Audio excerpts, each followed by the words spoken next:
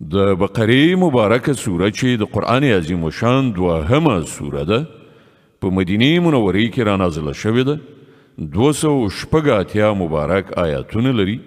تلاوت او پښتو ترجمه یې له 215 آیت څخه اوري الذين يأكلون الربا لا يقومون إلا كما يقوم الذي يتخبطه الشيطان من المس ذلك بأنهم قالوا إنما البيع مثل الربا وأحل الله البيع وحرم الربا فمن جاءه موعظة من ربه فانتهى فله ما سلف وأمره إلى الله ومن عاد فأولئك أصحاب النار هم فيها خالدون خو کوم خلک چې سود خوري د هغو حال به د هغه چا غوندې وي چې پیریانو نیولی وي او په دې حال د هغو د اخته کېدو دلیل دا دی چې وایي تجارت خو هم لکه سود غوندې شی دی په داسې حال کې چې الله تجارت روا او سود ناروا کړی دی نو چاته چې د هغه د رب له لوري دا نصیحت ورسید او په راتلونکي کې د سود له خوړلو نه ډډه وکړه نو څه چې مخکې خوړلي هغه خو یې خوړلي دي د هغه معامله له خدای سره ده او څوک چې له دې حکم نه وروسته بیا هم همداسې کار کوي هغوی دوزخیان دي تل به پکې اوسیږي يمحق الله الربا ويربي الصدقات والله لا يحب كل كفار أثيم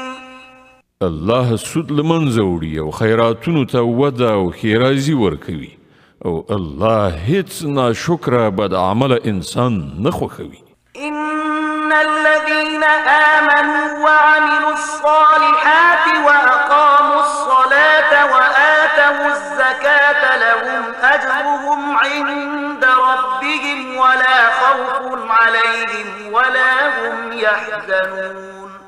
هو کوم کسان چې ایمان راوړي او غوره عملونه وکړي او زکات ورکړي د هغو ثواب بېشکه د هغو له رب سره دی او پر هغو څه ویره او کړاو نشته يا أيها الذين آمنوا اتقوا الله وذروا ما بقي من الربا إن كنتم مؤمنين اے مؤمنانو له خدای وویریږئ او ستاسې چې کوم سود پر خلکو پاتې دی هغه ور پرېږدئ که په رښتیا سره مو ایمان راوړی وي فإن لم تفعلوا فأذنوا بحرب من الله ورسوله وإن تبتم فلكم رؤوس أموالكم لا تظلمون ولا تظلمون خو که تاسې داسې ونه کړل نو خبر اوسئ چې د الله او د هغه د رسول لخوا ستاسې پر خلاف د جګړې اعلان دی که اوس هم توبه وباسئ او سود پرېږدئ نو تاسې د خپلې پانګې اخیستلو حقدار یاست نه تاسې ظلم کوئ او نه به پر تاسې ظلم وشي وإن كان ذو عسرة فنظرة إلى ميسرة وأن تصدقوا خير لكم إن كنتم تعلمون که ستاسې پوروړی تنګلاسی وي نو تر لاس چلیدو پورې مهلت ورکړئ او که خیرات ورکړئ نو دا ستاسې لپاره ډیره ښه ده که پوهیږئ واتقوا يوما ترجعون فيه إلى الله ثم توفى كل نفس ما كسبت وهم لا يظلمون د هغې ورځې له رسوایي او کړاو نه ځان وژغورئ چې د الله لوري ته ورستنیږي هلته به هر چاته د هغه د کړې نیکۍ یا بدۍ پوره بشپړه بدله ورکړی شي او پر هیچا به هیڅکله ظلم ونه شي يا أيها الذين آمنوا إذا تداينتم بدين إلى أجل مسمى فاكتبوه وليكتب بينكم كاتب بالعدل ولا يأب كاتب أن يكتب كما علمه الله فليكتب وليملل الذي عليه الحق وليتق الله ربه ولا يبخس منه شيئا فإن كان الذي عليه الحق سفيها أو ضعيفا أو لا يستطيع أن يمل هو فليملل وليه بالعدل واستشهدوا شهيدين من رجالكم فإن لم يكونا رجلين فرجل وامرأتان ممن ترضون من الشهداء أن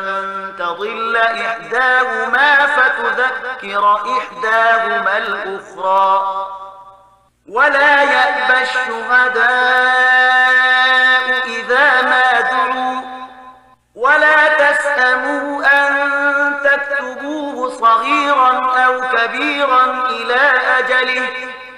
ذلكم أقسط عند الله وأقوم للشهادة وأدنى ألا ترتابوا إلا أن تكون تجارة حاضرة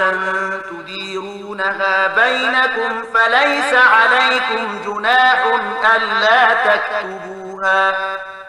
وأشهدوا إذا تبايعتم ولا يضار كاتب ولا شهيد وإن تفعلوا فإنه فسوق بكم واتقوا الله ويعلمكم الله والله بكل شيء عليم. اے مؤمنان، کله چې د کومې ټاکلې نیټې لپاره تاسې په خپلو منځو کې د پور د راکړې ورکړې معامله کوئ نو هغه ولیکئ. د دواړو خواو ترمنځ د یو څوک چې هغه ته الله د لیکلو اهلیت ورکړی وي په انصاف سره سند ولیکي. هغه د له لیکلو نه انکار نه کوي. لیکنه او املا د هغه څوک وکړي چې حق ورباندې دی،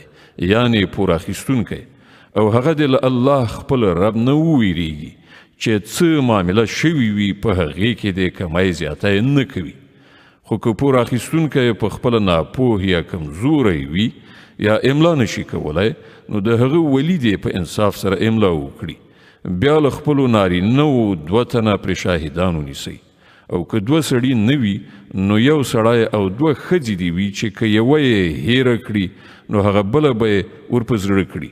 دا شاهدان دې له داسې خلکو څخه وي چې د هغو شاهدي ستاسې په منځ کې قبلېدونکي وي. شاهدانو ته چې کله د شاهدۍ وهلو وویل شي نو هغوی د انکار نه کوي. که معامله وړه وي او که غټه، د هغې نیټه ټاکل او سند لیکل بې اهمیته مه ګڼئ. د الله په وړاندې دا چلند ستاسې لپاره ښه د انصاف کار دی. په دې سره شاهدۍ تیرولو کې ښه اسانتیا راځي او په شکونو او شبهو کې ستاسې د اخته کېدو امکان کمیږي. هو، که تاسې په خپلو منځو کې لاس په لاس تجارتي راکړه ورکړه کوئ نو د هغه د نه لیکلو هیڅ پروا نشته. خو د سوداګرۍ د راکړې ورکړې په وخت کې شاهدان ونیسئ. لیکونکی او شاهد دې نه ځورول کیږي. که داسې وکړئ نو ګناه کوئ. د الله له قهره وویریږئ. هغه تاسې ته د عمل سمه لاره درښیي او هغه په هر څه پوه دی. وإن كنتم على سفر ولم تجدوا كاتبا فرهان مقبوضة فإن أمن بعضكم بعضا فليؤدي الذي اؤتمن أمانته وليتق الله ربه ولا تكتموا الشهادة ومن يكتمها فإنه آثم قلبه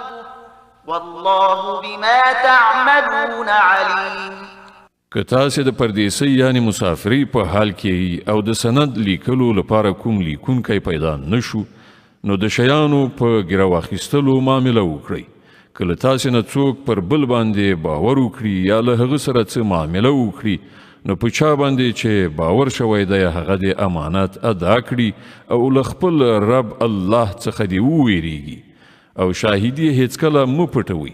څوک چې شاهدي پټوي د هغه زړه په ګناه خیرن دی او الله ستاسې له عملونو څخه بې خبره نه دی. صدق الله العظيم. الله ستر رښتیا ویونکی دی.